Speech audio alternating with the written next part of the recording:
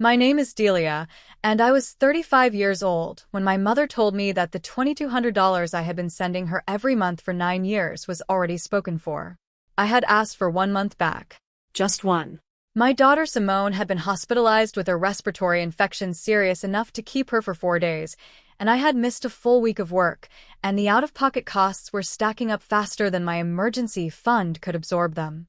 I called my mother because I thought I had genuinely believed that 9 years of payments into what she called the family housing account entitled me to ask, once, for a little of it back. Her exact words were, "Delia, that money is already spoken for. You knew when we set this up that it wasn't a savings account you could just draw from." I said I understood. I hung up.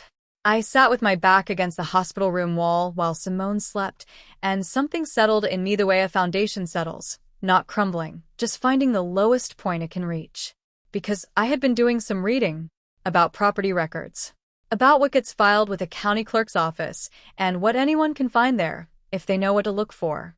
What I found, and what happened when a room full of people learned it at the same time I did, that part changed everything. I am going to tell you about the kind of family I came from, and I want to do it accurately, which means I have to resist the pull towards simple characterizations. My mother, Lorraine, was not a cruel woman. I need to say that at the beginning because the story I am about to tell could easily be read as the story of a cruel woman, and that would be a misreading. She was a woman who had grown up poor, genuinely poor, the kind of poor that leaves marks that don't fully heal, and who had spent her adult life managing those marks by controlling whatever she could control. Money was the primary instrument of that control. Not in a grasping way, not in a dramatic way, but in the persistent, low-level way of someone who had learned young that the person who holds the account has the stability, and that stability is the closest thing to safety the world reliably offers. She raised me and my brother, Wendell, largely on her own after my father's death, when I was 7. She worked as an office manager for a series of small businesses over the years. Precise, organized, always the person in the room who knew where everything was and what everything cost. She kept our household running on a budget that had no room for error, and she did it without complaint, and the efficiency with which she managed our small household economy was genuinely impressive and is, I think, the origin of the financial literacy I later developed professionally. What it also produced, and I say this with care, was a family culture in which money was never discussed directly. It was managed. It was allocated. Decisions were made, and those decisions were presented as facts rather than proposals. You didn't argue about the budget. You didn't question where things were going. You understood that resources were scarce and that the person managing them had made the best available decision, and that questioning the decision was equivalent to undermining the management, which was equivalent to threatening the household stability, which was the one thing that could not be threatened. I absorbed this culture completely.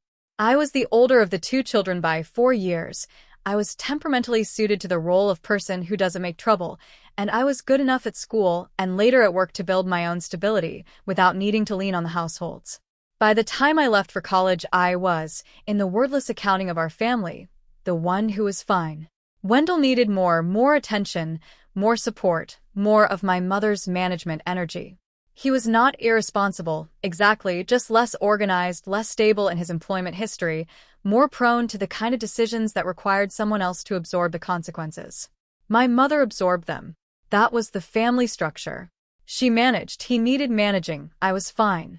I moved to Crestfield, a mid-sized city about 2 hours from home, when I was 23. I had a degree in human resources management and a position with a mid-sized regional company that I had found through a combination of networking and the willingness to take a role that was slightly beneath my qualifications in exchange for the opportunity to learn from people who were good at what they did. Within 3 years, I had been promoted twice. Within 5, I was a senior HR business partner, managing the people operations for a division of 400 employees, which is a job that requires you to understand deeply and simultaneously both the letter of policy and the complicated reality of the people that policy is supposed to govern.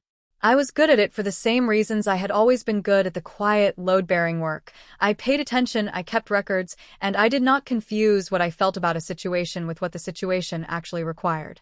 I bought a small house in Crestfield when I was 27, a 3-bedroom craftsman on a tree-lined street that needed work but had good bones, and which I renovated slowly and carefully over several years on evenings and weekends. I had a mortgage I managed comfortably, a savings account I was building with intention, and a life that was, by every reasonable measure, stable and mine. My daughter Simone was born when I was 28, the result of a 4-year relationship with a man named Curtis who is decent and kind and with whom I am still, almost a decade later, on genuinely good terms. We co-parent with the kind of practical collaboration that requires both parties to care more about the child than about the residue of the relationship that produced her. It works because we both decided it would. Simone is the most organized thing in my life, by which I mean she is the thing that makes every other form of organization feel worthwhile, and I say that not as sentiment but as the literal truth that any parent of a small child who has also managed a 400-person HR operation will understand immediately.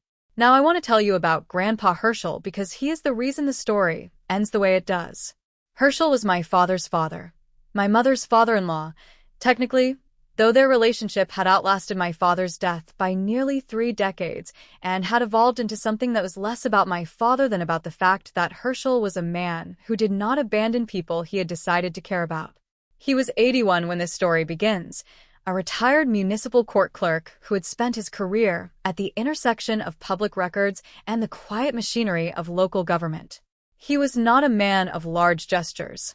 He was a man who understood at a molecular level how paperwork worked and what it meant and why it mattered. He had lived in a retirement village about 40 minutes from Crestfield for the past 6 years, in a small apartment that was so orderly it looked like a demonstration model.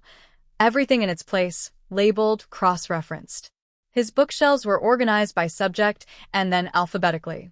His filing cabinet had a contents index taped to the inside of the front cover. He subscribed to 3 local newspapers and read them completely, which he said was the only way to understand what a community actually valued, as opposed to what it said it valued. He and I had a standing lunch arrangement twice a month at a diner near his retirement village. We talked about my work, about Simone, about local politics, about property development in the region, which was a subject he followed with the detailed attention of someone who had spent decades watching what happened to communities when land changed hands in ways that weren't immediately visible. He had an opinion about every piece of property within a 20-mile radius, grounded in decades of watching the records. He had been watching my family's financial arrangements with the quiet concern of a man who has seen the documents behind many family agreements and knows what the absence of documentation tends to mean. He had not said anything directly to me for most of the 9 years of the housing account arrangement. But he had, a little over a year before my mother's birthday gathering, begun asking questions. Careful questions. The kind that a former court clerk asks when he is trying to establish what someone does and does not know.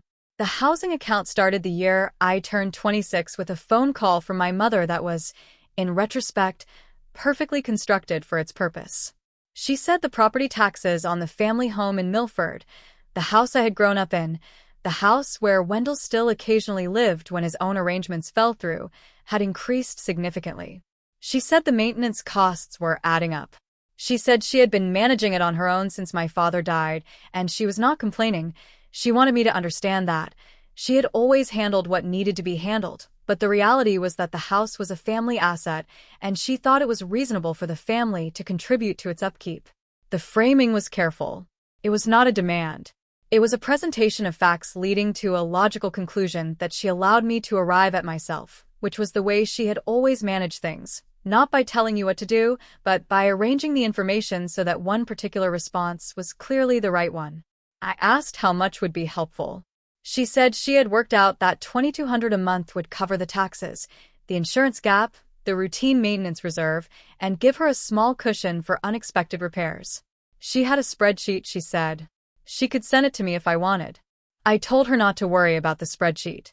I trusted her numbers. I want to sit with that sentence for a moment because it is the sentence this entire story turns on. I trusted her numbers. I was an HR professional with a degree in organizational management and a mortgage I had negotiated myself and a savings account I tracked to the dollar. And I told my mother I trusted her numbers without asking to see them because asking to see them would have been, in the language of our family, an act of distrust. And distrust was the thing that threatened stability, and stability was the one thing that could not be threatened. I set up the transfer. $2,200, first of every month, to an account my mother had designated as the family housing account. The first 3 years were unremarkable in the sense that I did not examine them. The money left my account.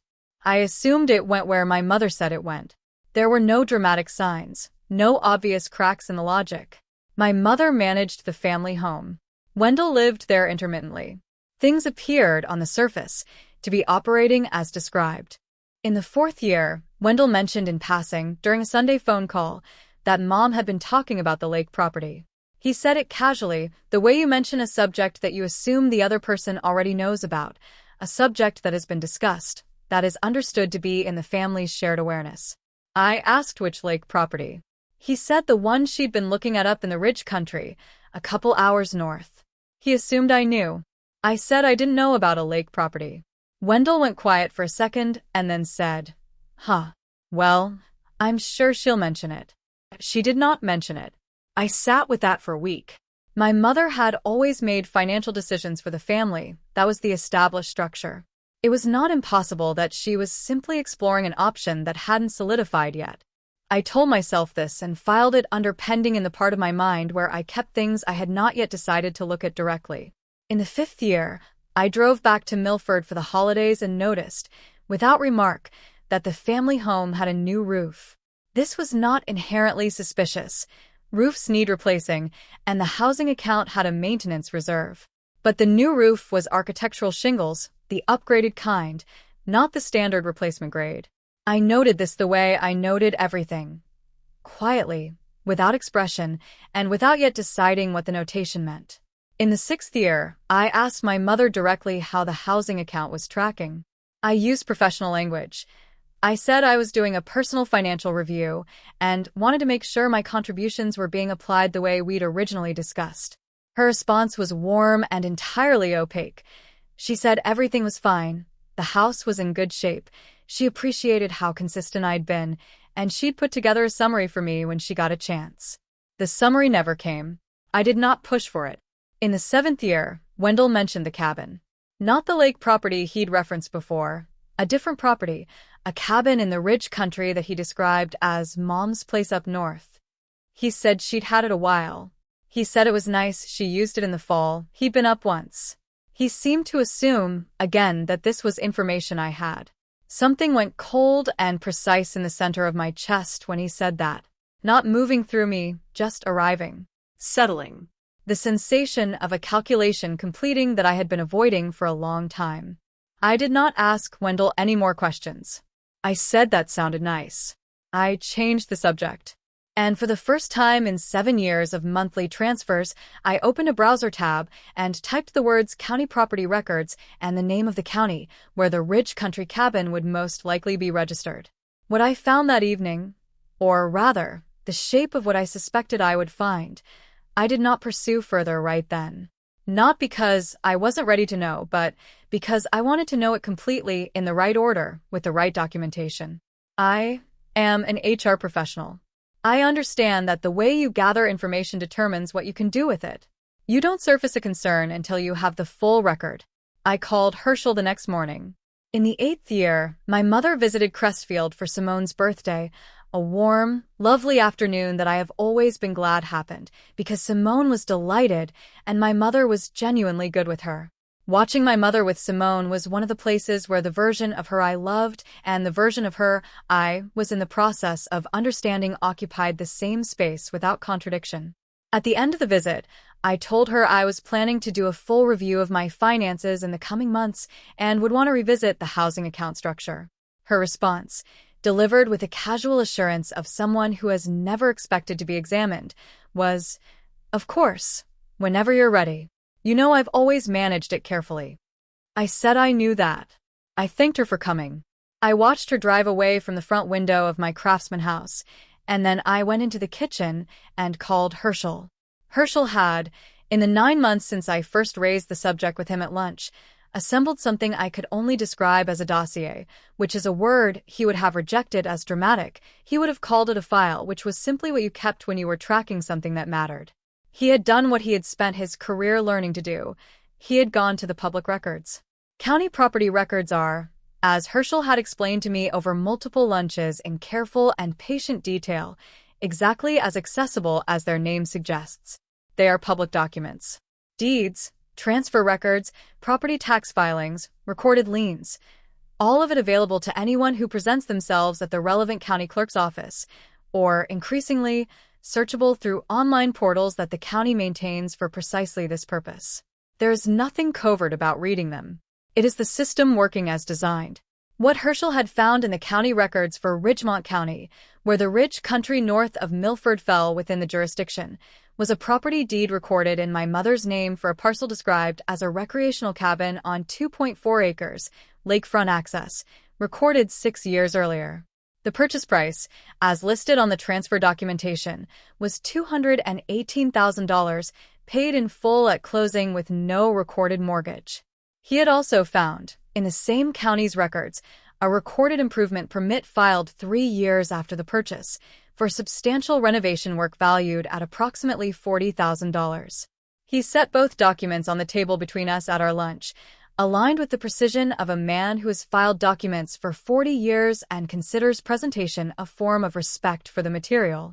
He said, "I didn't want to bring this to you until I had the complete picture. You needed both the acquisition and the improvement, not one or the other." I looked at the documents for a long time. I did not speak immediately. The numbers were doing their own work without any assistance from me. $218,000, paid in full, 6 years ago. $40,000 in renovation, 3 years ago. Total, $258,000 deployed into a property that appeared nowhere in any conversation about what the housing account was for. My total transfers over 9 years, at $2,200 a month, came to $237,600. I did not make that calculation at the lunch table. I made it later, at my kitchen counter, with my laptop open and Simone asleep in the next room, and when the number resolved, I set the laptop down and looked at the ceiling for what might have been 3 minutes, or might have been longer, and the only thing moving in me was a very slow, very complete understanding of something I had been half knowing for years. I was not the co-investor in a family housing maintenance fund. I was the financing mechanism for a property I had never been told about, had never been invited to visit, and whose existence my mother had never once mentioned in 9 years of monthly transfers. The month after that lunch was the month Simone was hospitalized. I want to be clear that I do not believe the timing was anything other than coincidence. My mother did not cause Simone's illness to distract me from the property question. Life does not organize itself around narrative convenience. Simone got a respiratory infection that became serious and required 4 days of hospital care, and that is simply what happened, and it happened when it happened. What made it significant was that it was the first time in 9 years I had asked my mother for anything back. I called from the hospital room, with Simone hooked to a monitor and the particular antiseptic quiet of a pediatric ward around me, and I asked for 1 month's transfer back, $2,200, just to cover the immediate costs while I managed the situation. I explained what had happened. I kept my voice steady. My mother said, "Delia, that money is already spoken for. You knew when we set this up that it wasn't a savings account you could just draw from. I can't disrupt the accounts right now. You'll figure it out, you always do." I said I understood. I hung up. The next morning, I called a real estate attorney named Patricia Sowell, whose firm I knew through a former colleague, and who had been recommended specifically for her work on property disputes involving family transactions. I made an appointment for the following week. I asked Herschel to bring his documents. I asked my bank for a certified record of every transfer I had made in the preceding 9 years. Patricia reviewed everything across 2 meetings. She was direct, the kind of attorney who gives you information rather than managing your expectations, and what she told me was this: the transfers themselves were not recoverable under a simple legal action, because they had been made voluntarily and without a written agreement specifying their purpose or repayment structure. What I had was documentation of a pattern that told a very clear story, and what I could do with that story depended on what outcome I was seeking. I told her I was not seeking to sue my mother. I told her I was seeking to stop, and I was seeking a record. She said that was the most useful answer she'd heard in this type of situation. The property record, the deed, the transfer documentation, the improvement permit, was all public. It existed in the county files. It could be read by anyone. and a title officer from Patricia's affiliated title company could, if present at a relevant occasion, simply read what the public record showed. My mother's 65th birthday was in 4 months. She had been planning a celebration for over a year, a gathering at the Milford Grange Hall, a historic event space in the center of town that she had reserved 18 months in advance. She had sent save-the-date cards to 73 people. I accepted my invitation. I did not cancel the transfer immediately. I let it run 2 more months, because I did not want to alert her to any change in my behavior before the gathering, and because 2 months of transfers at $2,200 was a small price for the ability to walk into that room with a complete picture assembled. I stopped the transfer 8 weeks before the party. My mother noticed within the week. She called on a Wednesday evening, her tone measured and almost incidentally casual, asking whether I'd had any bank issues lately. Sometimes the automated transfers glitched. I said there was no glitch. I said I was reviewing some things. I said I'd see her at the party. The Milford Grange Hall had been the site of community celebrations in that town for over 100 years, which is the kind of fact that Herschel knew and mentioned to me on the drive there. He told me the building's history the way he told me most things, informatively, without sentimentality, with the appreciation of a man who respected the long view. He was in the passenger seat of my car. Patricia Sowell's colleague, a title officer named Garrett Finch, a quiet man of about 50 who carried himself with the professional neutrality of someone who delivers information for a living and has learned to deliver it the same way regardless of the room, had driven separately and was meeting us there. The event was set for a Saturday afternoon. My mother had arranged a catered luncheon, round tables with white linens, a small podium at the front, a display near the entrance with photographs from her life arranged in chronological order. 73 guests, as anticipated. Extended family, friends from the neighborhood she'd lived in for 3 decades, people from her church, former colleagues, 2 women from a gardening club she'd joined after retirement, Wendell's girlfriend, several people I recognized only vaguely from childhood. It was, in every visible particular, a beautiful event organized by a woman who is good at organizing things. I had driven separately from Herschel for the first leg, dropping Simone at Curtis's house the evening before. She was 7 by then, fully recovered from the hospital stay, and happy to have a weekend with her father, who had taken her to a children's museum she'd been requesting for months. I had packed a bag for myself, stayed at a motel the night before, and arrived at the Grange Hall 30 minutes early. I want to describe those 30 minutes because they matter. The hall was quiet when I arrived, the setup crew still placing chairs, the caterers arranging the serving tables along one wall. The display near the entrance was already assembled. I walked along it slowly. My mother's life in photographs. A young woman in a dress I'd only seen in old albums, smiling with the particular brightness of someone who has not yet accumulated the things that will later define her. A wedding photograph. My father, young and direct-eyed and gone before either of his children was old enough to know him completely. Baby photographs of Wendell and me. A series of years in which we grew and she worked and the household ran on her management and her discipline. A photograph of the family home in Milford, looking solid and well-maintained and nothing like the thing the housing account had supposedly been struggling to support. I found a seat at a table near the center of the room, at a table I had been assigned with 2 of my mother's neighbors, a couple named the Okaforides who had lived next door to her for 15 years and who greeted me with the warmth of people who have watched you grow up. I liked them. We talked about Simone, about my work in Crestfield, about the town, and how it had changed. Herschel arrived with careful timing, 20 minutes after I did.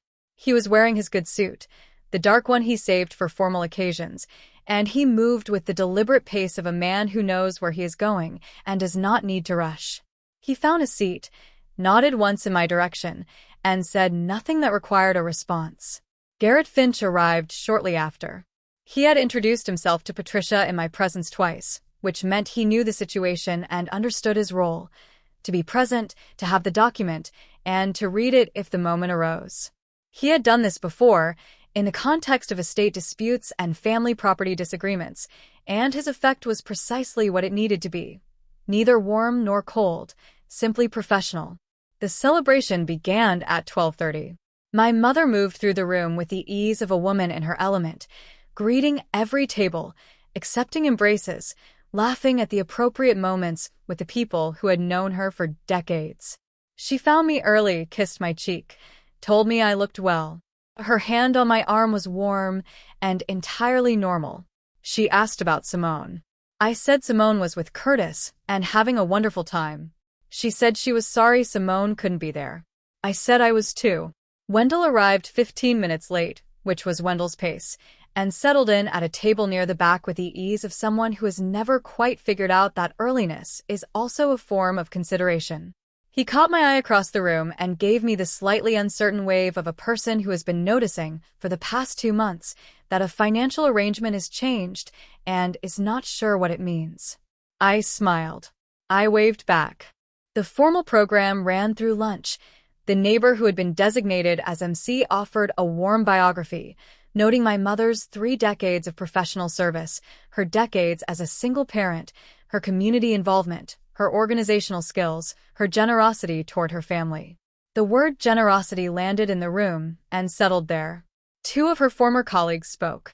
One of her gardening club friends offered a comic account of my mother reorganizing the entire club's record-keeping system in her 3rd month as a member, which produced genuine laughter and was, I thought, perfectly observed.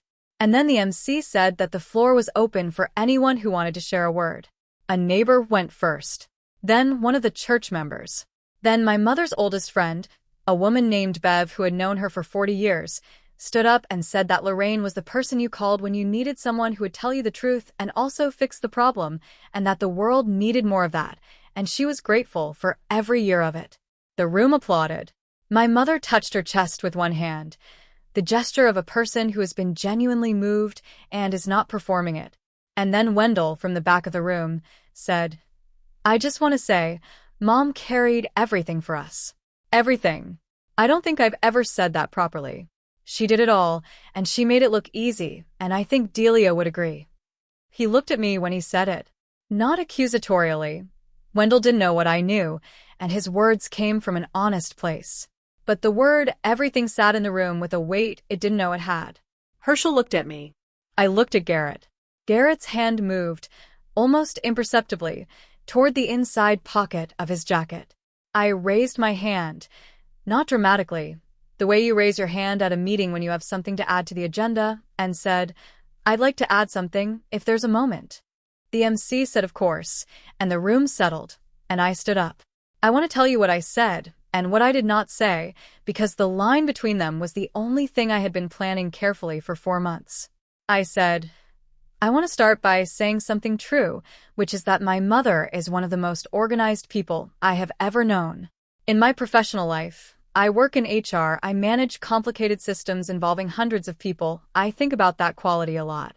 The ability to track everything, to know where everything is, to make sure resources go where they're supposed to go. It's rare. It's valuable. And I learned it from watching her. The room was warm. My mother was watching me with an expression that was pleased and careful at the same time, the expression of a person who is waiting to understand where something is going. I said, for 9 years, I've been contributing to the family housing account, $2,200 a month, to help with the property taxes and maintenance on the family home. I made those contributions because I trusted her management, because in our family, trusting her management was how things worked. A brief, attentive silence. I said, I want to add something to the record today, in the spirit of complete accounting. Herschel, could you ask Mr. Finch to read what he has? Herschel was already nodding toward Garrett. The room turned, first toward Herschel, who it recognized as someone whose presence at an event carries weight, and then toward Garrett, who it did not yet know. Garrett stood. Unlike Douglas in the previous story, Garrett stood, because Patricia had advised him that for a property reading, standing projected the appropriate official quality. He was not tall. He did not need to be. He had the document in his hand. He said, My name is Garrett Finch. I'm a licensed title officer. I've been asked to read from the public record of Ridgemont County. These are documents available to any member of the public. He read the deed. Property address, parcel number, recorded date, 6 years prior. Grantee, Lorraine Voss. Purchase price as stated in the transfer documentation, $218,000. No recorded mortgage. He read the improvement permit. Filed 3 years prior. Scope of work: full interior renovation, new kitchen, bathroom expansion. Contractor's stated project value: $41,000. He set the document down. He said, "That concludes the public record." He sat down. The room did what rooms do when they have been given a number in a context that makes the number's meaning impossible to misread. The MC had both hands on the podium and was looking at nothing in particular with the expression of a person who needs a moment. Bev, my mother's oldest friend of 40 years, had turned slowly in her chair until she was looking directly at my mother. The Okafor reads at my table, the neighbors who had lived next door to my mother for 15 years, were very still, and the stillness had a quality to it that I recognized from my professional life, the stillness of people updating a long-held assumption in real time. Wendell was sitting with his elbows on his table and his face in his hands. Not dramatically, just the posture of someone who has heard something that reorganizes things he thought he understood and needs a moment to work through the reorganization. My mother had not moved. She was sitting at the head table, hands folded on the linen, back straight, looking at a point somewhere above the level of the assembled guests, the posture and gaze direction of a person who has decided that if they do not acknowledge the room may not fully materialize. I said quietly, "Thank you, Garrett. Thank you, Herschel." And then I sat down. I picked up my water glass. I took a slow sip. I set it down. The glass made a small, clear sound on the linen tablecloth. My mother said into the silence, "There's a great deal of context that isn't in a property record." I said, "I know, Mom. We can talk about the context." She said nothing further. The MC waited approximately 15 seconds, then said, with the professional composure of someone who is very good at their job, "We have dessert coming if anyone would like to take a moment." The moment took considerably longer than a moment, but it was technically taken. The afternoon unwound in the way that afternoons do when something has shifted the gravity of a room. Not chaotically, there was no scene, no raised voices. People ate the dessert that had been brought out with the brave punctuality of the catering staff. Conversations resumed at a lower volume and a different register than they had carried before. People found reasons as the afternoon wore on to begin their goodbyes. Bev sought me out before she left. She was a direct woman, Bev. 4 decades of friendship with my mother had not made her incapable of reading a situation accurately. She took my hand and held it for a moment without saying anything, and then she said, "I didn't know." I told her I knew she didn't. She nodded and left. The Okafor Reeds said their goodbyes to my mother with a warmth that was genuine but abbreviated, the warmth of people who have been neighbors for 15 years and will continue to be neighbors, and who are therefore navigating very carefully the territory between what they now know and what the ongoing relationship requires them to do with it. Wendell found me near the exit as the room was clearing. He looked, for the first time in my memory of his adult face, genuinely uncertain, not in his usual low-key way, but in the deeper way of someone who has had a foundational assumption disturbed. He said, "I didn't know about the cabin." I said, "I know you didn't." He said, Was that all the money from your account?" I told him the numbers were close enough that the question answered itself. He was quiet for a moment. Then he said, "I thought she was just managing things." I said, "She was. She just wasn't managing them for the people she said she was managing them for." He processed that for a moment, then nodded slowly. He said he needed some time to think. I told him to take it. My mother and I were alone at the Grange Hall for about 15 minutes after the last guests had gone, while the venue staff worked around us with the tactful efficiency of people who understand that they are witnessing something private and have been paid not to acknowledge it. She said, "I think you came here today to embarrass me." I said, "I came here today because I've been coming to your events for 9 years while you used my money to build a private asset. I didn't plan to do it publicly. I planned to raise it privately afterward." Wendell gave me the opening. She said, "The cabin was going to be for the family. I was going to tell everyone when it was finished." I said, "It's been finished for 3 years, Mom." She was quiet. She looked at her hands on the table. Her jaw was working slightly, the physical tell of a person who is assembling an argument and finding the available material insufficient. She said, "I managed everything for this family for 30 years after your father died. I think I was entitled to build something for myself." I said, "You were, with your own money." There was a very long silence. And then she said, in a different tone entirely, quieter, stripped of the management register, the voice underneath the competent surface, "I didn't think you'd mind. You never said anything." That sentence landed exactly the way it always lands. I had been hearing versions of it since I was a child. I said, "I know. That's something I'm working on." I told her what I had decided. The transfers were stopped and would not resume. Patricia had reviewed my legal options. I had decided, again of my own choosing, not to pursue civil recovery against my mother, because the cost of that process in every currency except money was not one I was prepared to pay. What I was choosing instead was clarity, a clear account of what had happened, witnessed by people who would carry it with them, and a relationship going forward that operated on honest terms rather than managed terms. She asked if I would tell Simone. I said Simone was 7, and what she needed from her grandmother was a grandmother, and that I intended to protect that relationship to the extent I could while changing the financial structure of my own relationship with my mother. I said those were two different things, and I was capable of holding them separately. She looked at me for a long moment. Something in her face changed, not softened, exactly, but shifted. The way a familiar landscape looks different after a season has turned, still recognizable, newly honest. She said, "You're very like your father." I said, "I know. He kept records too." Herschel, who was waiting in the parking lot, told me afterward that he had seen my mother through the window as I walked out, and that she had sat at the empty table alone for some time before she finally stood up. He said she looked like a woman doing arithmetic. I told him that was about right. The subsequent weeks brought the cascade that public truths tend to produce.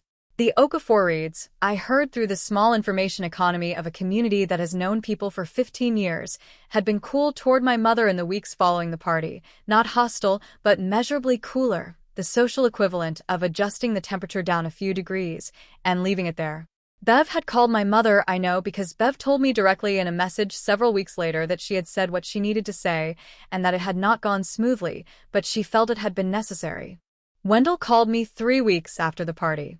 The call was long, longer than most of our calls, and it had the quality of a conversation between two people who are reconfiguring their shared map of a family they had thought they understood.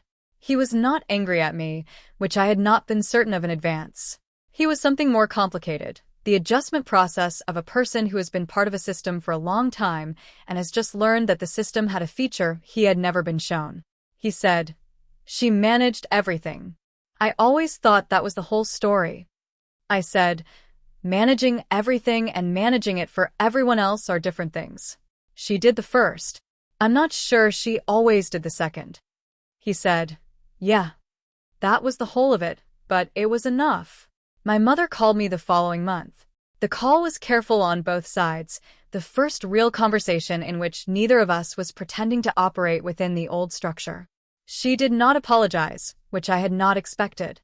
She said she had been thinking about what I had said, and that she understood why I had made the choices I made, and that she hoped I would still bring Simone to see her.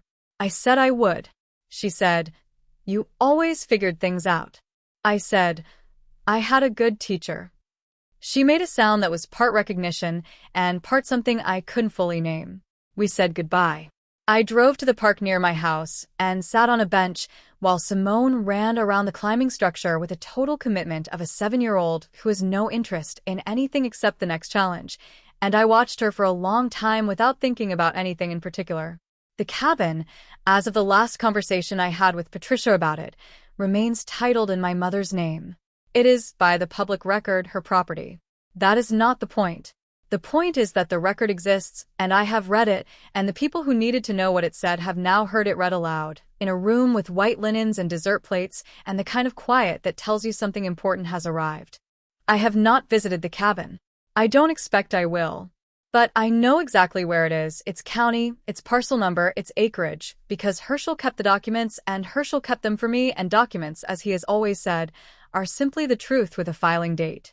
Here is what 9 years of monthly transfers into an account I never examined taught me. Trust is not the same as accountability, and love is not the same as documentation. I gave my mother trust because that was what our family had always asked of me in place of information. And for a long time I confused that trust with love. I thought the willingness not to ask questions was the proof of something real. What I know now is that the questions I didn't ask were not a gift. They were an absence that someone else filled with their own decisions. I am not certain my mother saw what she was doing as a betrayal. I think she saw it as the natural continuation of a pattern that had always held. She managed things, and the people around her supported her management, and the benefits of that management accrued in ways that she considered appropriate. The problem with that logic is that it requires the managed people to remain uninformed, and I had been informed enough to pack my own lunch at 9 years old, and I was finished with the role of the person who doesn't look too closely. Looking closely cost me something. The relationship I have with my mother now is smaller and more honest, and I am not sure yet what the ratio of those two things will be over time. But I can tell you that the version of the relationship that existed for the 9 years of the housing account was built on a premise that was never real, and you cannot mourn the loss of something that was always partly a fiction. What I have left is real. That matters more than I can easily say. That's my story. A property deed that anyone could have read, a title officer who read it aloud, and a room full of people who had just finished saying what a good manager my mother was. Here's what I want to ask you. Have you ever been in a financial arrangement with a family member that you trusted completely, and then found out that trust was doing the work that documentation should have been doing? Not accusation, not suspicion, just, did you ever know, somewhere in the back of your mind, that if you looked at the full record it would tell a different story than the one you were living inside? I'm asking because I think more people are managing that specific knowledge than anyone talks about. Drop your answer in the comments. I want to hear it. Drop a comment, hit subscribe, and I'll see you in the next one.